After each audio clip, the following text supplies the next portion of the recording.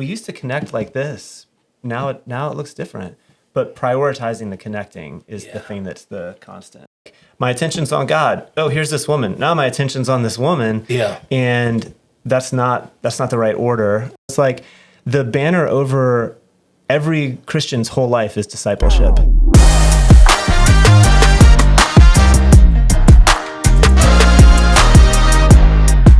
Well, hey, everybody, welcome. We're so glad to have you with us. We love the opportunity to just share a little bit of vision and talk life and leadership and culture. And February is a wild month.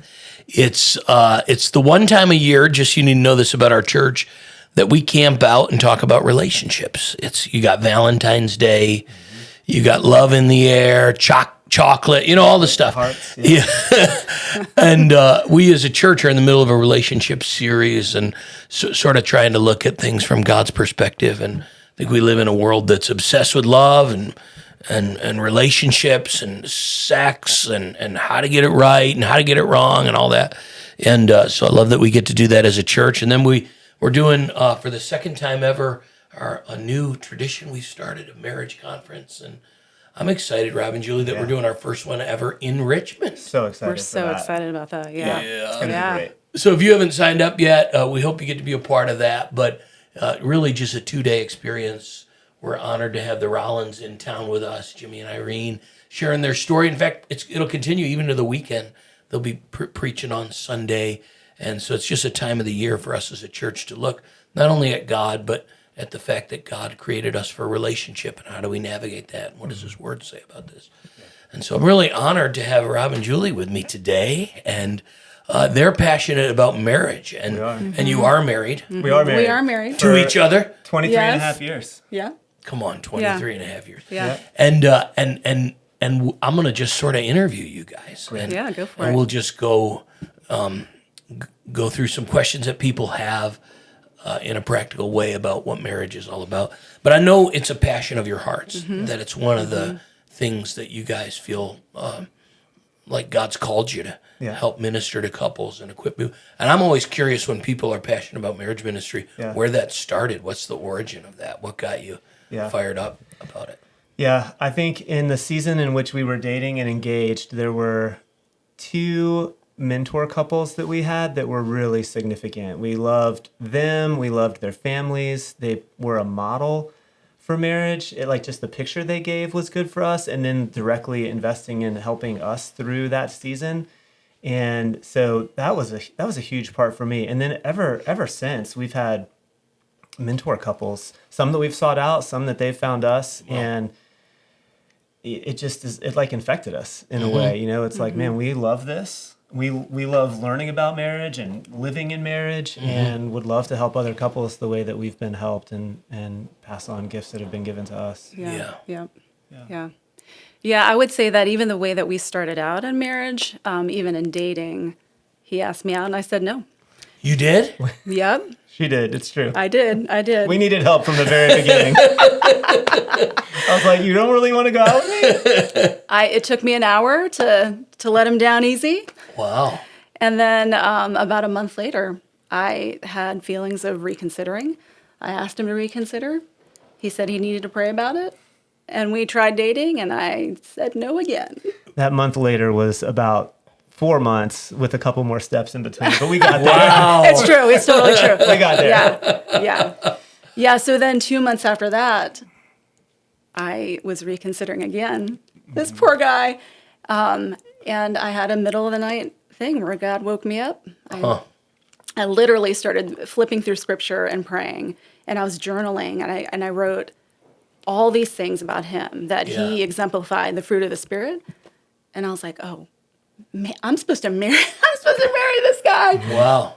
So I woke up the next morning. I told one of my roommates about it. She said, you will not say anything for 24 hours. And I didn't listen to her. Yep. And so I asked him to reconsider, and that's when you said, I need to pray about it. Yeah. Then you were like, I'm going to go slow now. Yeah. I'm going to go slow now. I had to check in with a couple dudes and be like, is this crazy? Because it's kind of been a saga. And I got the thumbs up, and I wanted to say yes. So I said yes, and we were engaged 4.5 months later and married 6 months after that. But we'd also been friends for a while and in this community of people who were just wonderful encouragers and part of our discipleship. And so there was a whole context for our story to unfold. But isn't it like God to do something like Yeah. that, to hit me over the head with a 2x4 and, hey, this is the guy. Yeah. And I had all kinds of doubts. Yeah. But that was the open door for us to just really be praying about what he had for us. Yeah. Yeah. That's so interesting. So many people, I feel like when they want to know about marriage, they want to know what video to watch or something like that. But you guys immediately talked about real people that were involved in your life that could give you like a back and forth. Talk to us about not just, and content's great. That's what we're doing today. But talk to us about real people in your life and what value that was. Oh my goodness. There was the people in our lives, I think, helped us keep Christ first and at the center. I feel like it's just, in my experience, really easy to be like, my attention's on God. Oh, here's this woman. Now my attention's on this woman. Yeah. And that's not the right order. And so they really helped us stay grounded and centered in walking with the Lord. They told stories that helped us know we were okay and we're going to be okay. We were 2 months in. We had Married? 2 months into marriage. Yeah. 2 months into marriage. We had a really, really hard moment, and like kind of shaking my soul kind of hard moment. And I walked up to the pastor who had done our premarital and performed our wedding. And I was like, hey, this happened. And he looks at me and he's like, oh yeah, we went through that. And all of a sudden I was like, okay, we're going to be all right. Yeah. We're going to make it. And I mean, we really needed the community around us. Yeah. Yeah, I think that was the thing for us, that there was a marriage ministry at the church we met at, and it was once a month. And to be in a room full of couples who are all there in the same place, even if it was premarital all the way up to, 40, 50 years married, we weren't the only ones. And to have people there walking beside us, that made all the difference. Yeah. It's interesting that you just went right to the pastor and shared the struggle, because I don't know if that's as common. Sometimes I'm sitting with couples and they want to work through something, but they're kind of dancing around and I'm like, why are you here? And there's something going on, but there's like this different facade they're giving off. Right. How did you know to just come raw and real? Yeah. Well, in this case, that was his MO. Like, he was just a really authentic guy. Yeah. He had been a really significant part of me even realizing, like, yeah, Julie's the woman that I want to marry. As our story unfolded, he was really significant in my life. He did our premarital, and he was just really honest. Like, he was open with his own life and struggles. Yeah. And so I knew when we were in a hard moment, it just felt completely natural to come to him. And he was available, right? He wasn't distant, he was present. And so that made a huge difference. Yeah, that's awesome. So what would you, 23 years, you said? If you were going back talking to your younger selves, we got couples that are engaged or 2 years in, 3 years in, pregnant, first baby coming. Yeah. What would you say to early season in marriage couples? Yeah, good question. Take it easy on yourself. Okay. Yeah, I think that the expectations that everybody puts on themselves in life in general, and you've got marriage and it's like, hey, boom, boom, boom, we've got to get engaged. We have to move on to the next thing, and we have to get the house, do all the things. And it really is, be friends. Be curious about each other. And have a community. You can't do this by yourself. Yeah. What's that mean, be curious about each other? When you're dating and you're like, everything is, he said this and she said this, and do you think she meant this or he meant that? And it's like, why does that stop after about a year of marriage? You stop leaving the notes. You stop doing the fun things, right? And it's like, why did we get so serious? Be curious about each other. Yeah. Keep going out on dates. Be funny with each other. Fun is huge. Not everything is serious. Yeah. Wow. But observe and learn about your spouse. Yeah, fun is huge. And I would add, stay close to wise couples who have gone before you. Okay. I mean, we started talking about community, it's been within the past probably year or two that I went to another mentor and I was like, and we had a 18 or 19-year-old, and I was like, how did you deal with this? Yeah. Right. And Yeah. And we have good kids and we have good relationships with our kids, and I still needed the help. I was like, what do we do here? So yeah, fun, seek the Lord. Like I don't want to assume that, right, for anybody who might be listening. Seek the Lord with all your heart. He is first and foremost, and he really does have all the goodness and wisdom, and he's designed marriage. He wants you to enjoy it and grow in it. Ask each other questions. Yeah, stay close to God, to one another, and to people who will encourage and help you. You're mentioning like, all right, we're getting adult kids now, and there's a different dynamic there. Yeah. And I feel like with Katie and I, every season of life has created a different dynamic in our marriage. You know, before you have kids, you can do your thing. When the kids are really little, that can be a tough season. Yes. To like still be connected when these little fully dependent babies are there, you know, and then every season of life, it's like your marriage is, I don't know if you're reinventing it, but you're figuring out how to connect again at a different rhythm, different pace, different season, different surround. Have you found that just seasons of life, all of a sudden you're figuring out how to connect again? Yeah. I think one of the things that's been true in this season that hadn't been true for a while, we take walks together. Okay. Like we can leave everyone at home and go for long walks. And it's an hour or an hour and a half of connecting. And sometimes we're working through something. Sometimes we're simply enjoying each other's company. Sometimes our neighbors are wondering what we're doing.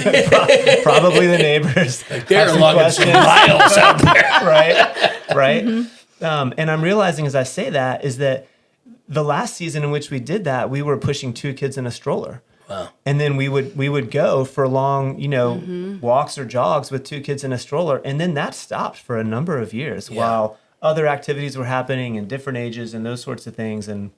But now we're back to being able to do that. And so, yeah, definitely kind of continuing to pay attention to yourself and your relationship and just give yourself grace to be like, oh, we used to connect like this. Now it looks different. But prioritizing the connecting is the thing that's the constant. Yeah. Do you have like a plan when you're going on the walk, or do you just let it come to you, sort of no pressure? It's none. Yeah. It really is like, this is what's going on. Yeah. Can we talk about that? Yeah. Yeah, that's helpful. I know one of the things that are part of relationships is obviously conflict. Yes. And you guys help couples. I'm sure you've had a disagreement or two along the way. So help us think through conflict that's going to happen. In fact, I even think in the Song of Solomon, there's all this joy in the first chapters. And then you get to the middle, and there are these heated moments where she's closing the door on him, and he's knocking. She won't let him in. You know what I mean? Talk to us about conflict, how you've navigated it in your own marriage, or how you've helped other couples see conflict. Yeah. Two verses come to mind for me. One is in James where he asks the question, what's the source of quarrels among you? Yeah. It's you. It's like your own fleshly desires. Mine is my wife, though. Right. Well, yes. No, yes. just kidding. No, that's true, man. But then you think about Genesis 3, and the easy thing to do is blame. Yeah. The easy thing to do is be like, oh, this would be better if you would just. Yeah. And I think as hard as it is, and it sometimes, at least for me, it takes time that you really don't feel like investing in the moment to actually stop and ask the question, okay, what did I do that it would be appropriate for me to apologize for? And if we can start there, I mean, that's usually where conflict resolution has begun for us, is when there's a moment where each of us can sort of look and pray and ask the Lord, like, all right, what in all this is it appropriate for me to apologize for? And then you have to talk about the stuff. But if I start with what I think Julie did wrong, that just creates a second conflict on top of whatever we were trying to work through. Yeah. What would you add to that? I would say that I've slammed the door before. Sometimes it's really hard. But I think that's just a place of fear and shame. But then I think when it's a place where I'm like, you know what, we have to. Yeah, it's not easy. It's not. I even get a little emotional. It's Yeah. all right. Yeah. Just thinking about like the times that I've shut you out. But I know that God tells us to do something different.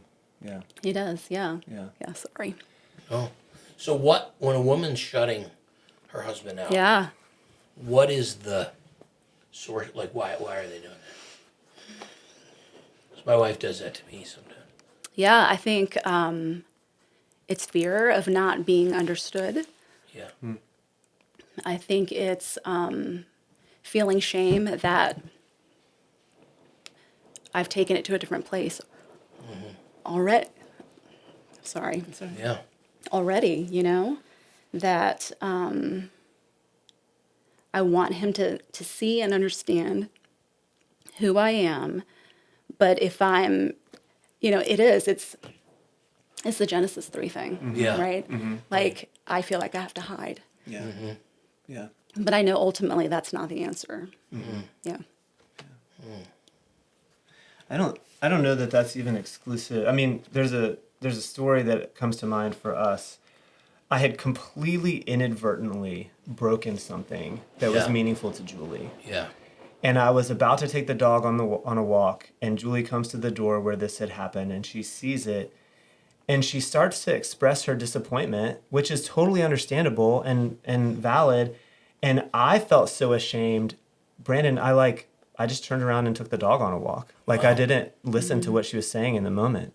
And I spent the next 5 to 10 minutes praying about what was happening, and the Lord ultimately allowed me to just realize, like, what you were feeling back there is shame. Julie hadn't done something wrong. You were embarrassed at what you had done, which was innocent. It wasn't malicious. It was not intentional.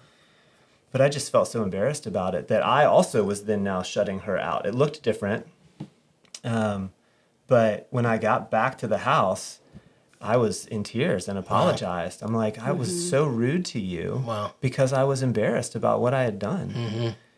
And it was the simplest thing, man. Like, it didn't merit all of that. Yeah. But all of that sort of welled up inside of me.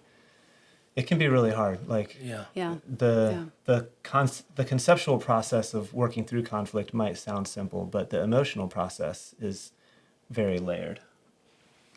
Yeah. My wife, growing up, you can help me for a second. Ready?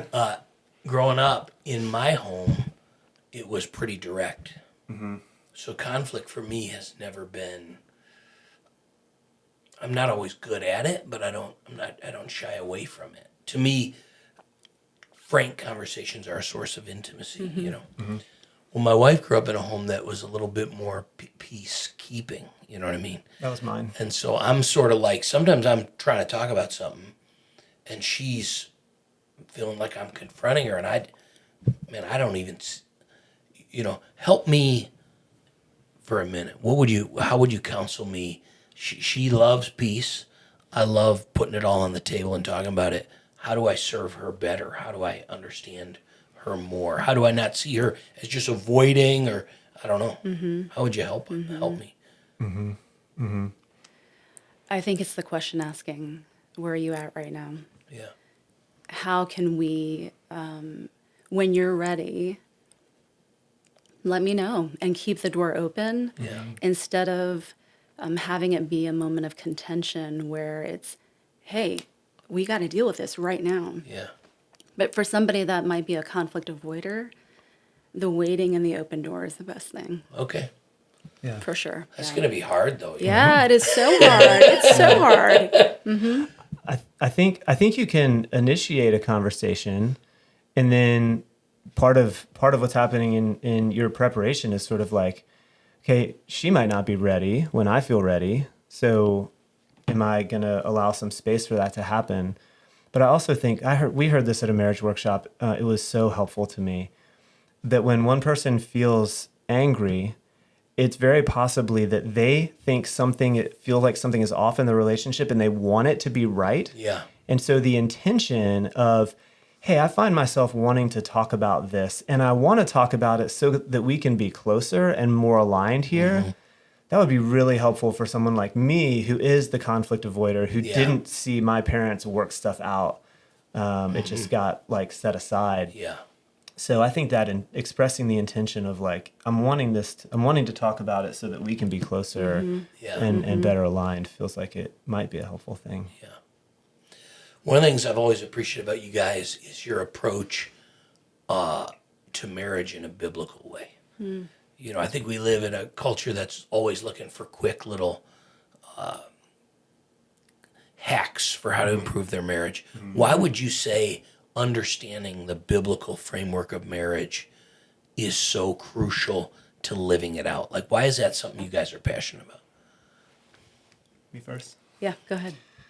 I think for me, one of the, a couple of key passages in John 17, verse 3, Jesus is praying. He says, "This is eternal life, that they may know you, the only true God, and Jesus Christ whom you have sent."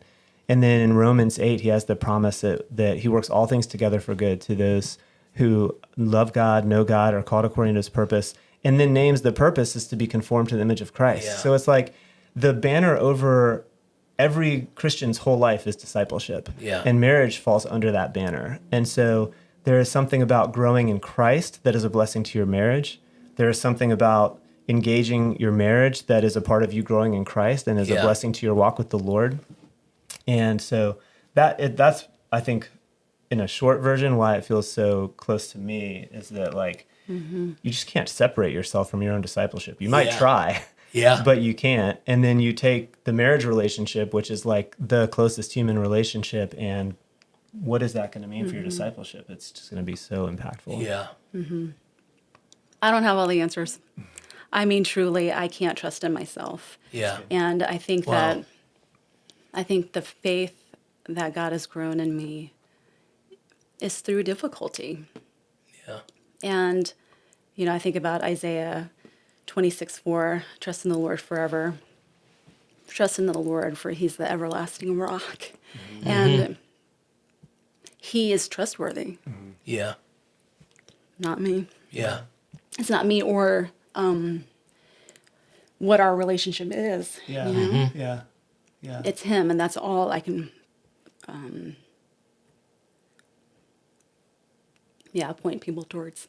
Yeah.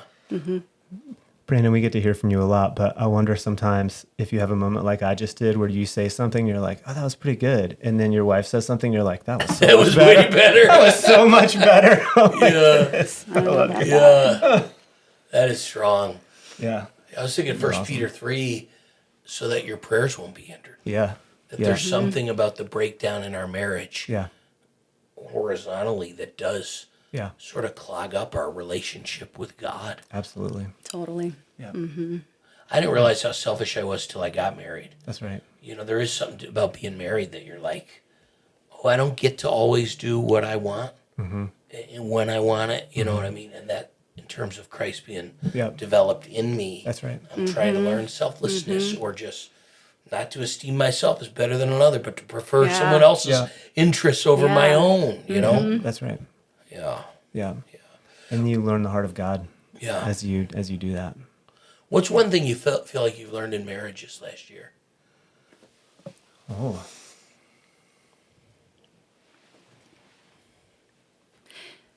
Go ahead. I didn't hear this in the they weren't talking about marriage when they said this. There's a counseling center in town, and I heard this in their podcast. Suspend judgment for the sake of curiosity. Wow. And I know that being curious is something that Julie mentioned earlier, but I mean, we've been married 23 and a half years. I still have so much to learn. Yeah. And so much of really Julie's just dignity and beauty and goodness to like experience. And so, keeping that open learning heart that doesn't end. That's great. Suspend judgment. That's good. For the sake of curiosity. Yeah. That's really good. I think grief is a hard thing, and I lost my dad last spring. Wow. And it's opened up something in me that I think I've been surprised by. And what Rob has done, which I know it's God in him, he's just stood by me. He has grieved with me. We've grieved with our family. And navigating that, I couldn't do it. I just couldn't do it alone. I couldn't. And you've stepped up. Yeah. I think part of why I keep choking on my words is that going through grief, it's not something that you just leave at the door. Yeah. Yeah. So it's sometimes something that you carry, and the people around you help you. Yeah. Yeah. And that's what he's been doing. Yeah. Yeah. Yeah. It's tough. Yeah. That's awesome. You've heard the old statement, like, marriage compounds your joy and halves your grief, you know, because you have somebody who can carry the loss with you, Yeah. and somebody who can compound your joy by Yeah. celebrating with For you. sure. Yeah. Yeah. Yeah. Yeah. It feels like it multiplies a lot of things. It feels like marriage multiplies a lot of What have things you in learned life. about walking with a spouse through grief? Oh, man. I would say that one of the main things for me is sort of like readiness. You don't necessarily know when it's going to come out. Yeah. And I think readiness is maybe not the best word. Tenderness, just sort of like a posture of care, and like openness and patience and things like that. Listening is huge. I heard it said one time, being listened to is so close to being loved that most people can't tell the difference. Like when someone listens to you, they are That's loving so you, good. right? And you get that in James, quick to listen, Yeah. slow to speak. And but Wow. you just don't know when you're going to be called on to listen when someone is navigating a more intense season of grief. And so I think just trying to prayerfully keep a heart posture of tenderness and Yeah. availability. That's good. I think that's helpful for guys because we can be remedy driven, Yes, right? yes. And somebody's going through grief, there is no Right. fix. Yeah. This is what its healthy process of loss is. You know? Yeah. We were coming to the end of December at the end of Christmas, and about to go into January, and I was really excited about the new year. And my wife was not feeling excited, you know. And I think it's because our daughter and son-in-law were in town, and they were getting ready to head back to Tennessee, and so she's grieving the mom part, you know. But so I can feel her sort of feeling the emotion of it. And rather than listening, I'm just trying to pump her up.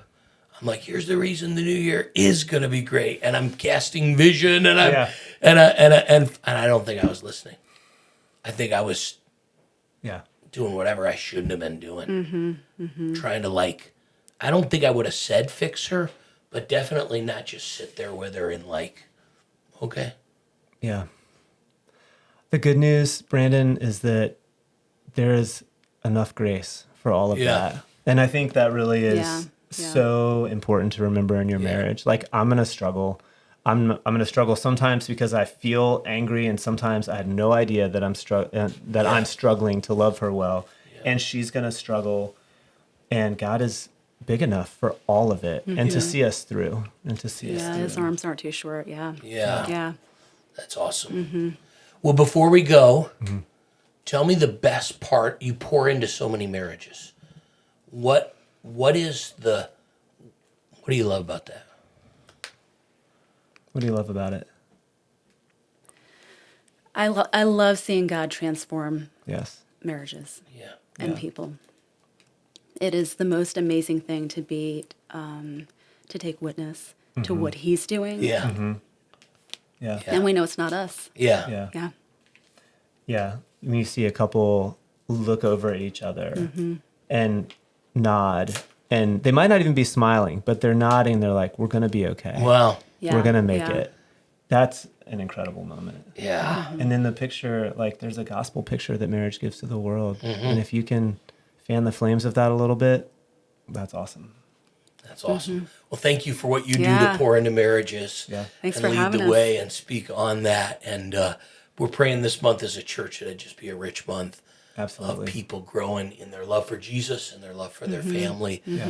love for their husband, love for their wife. So thank you guys for all you do Yeah. and sharing some wisdom with us today. And thank you all for being with us and just taking some extra time to focus on relationships. It's always a joy to kind of go beyond the pulpit and just sit and talk together and be with our chapel Thanks so families. much. Yeah, thanks, Brandon. Yeah, you're welcome.